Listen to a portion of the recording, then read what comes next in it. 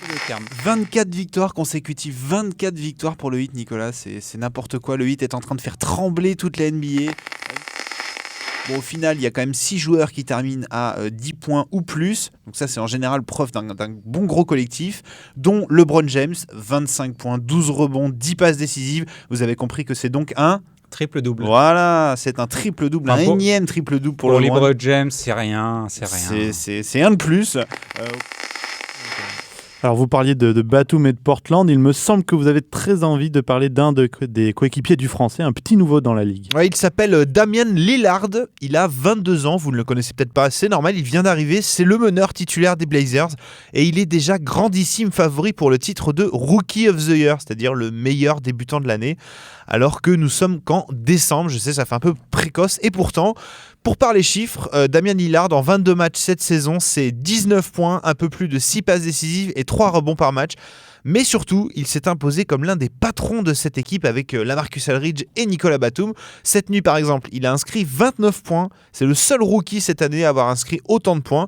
Il n'hésite pas à prendre les shoots importants en fin de match. Il a déjà rentré quelques buzzer beaters, mais il assume également ses erreurs. C'est bien, c'est déjà très mature et très rare. Et ça fait un bien fou à Portland qui croyait bien ne jamais retrouver de digne successeur à Brandon Roy, gravement blessé au genou. Là, avec Lillard, ils ont un mix de Derrick Rose et Tony Parker, selon moi. Vivement le All-Star Weekend, que le monde entier voit le feu qu'il y a dans ses jambes. Qui a bien carburé alors récemment? Les Clippers de Los Angeles, mon cher William, voilà, comme le dit si bien Magic Johnson, l'ancienne star des Lakers. Aujourd'hui, le showtime n'est plus aux Lakers, mais aux Clippers. Alors, pour vous expliquer, c'est comme si Didier Drogba annonçait qu'aujourd'hui, c'est le PSG qui fait rêver. Je sais pas si vous voyez c'est pas top. Je sais pas si vous voyez le bazar. Lynn a aussi pu compter sur son coéquipier James Harden qui a inscrit 28 points et pris 10 rebonds. Vous voyez, c'est le monsieur avec la grosse barbe là. Mais surtout, Lynn peut remercier New York d'avoir été complètement à la ramasse dans ce match. Une équipe de New York toujours privée de Carmelo Anthony et forcément sans Melo, c'est le drame.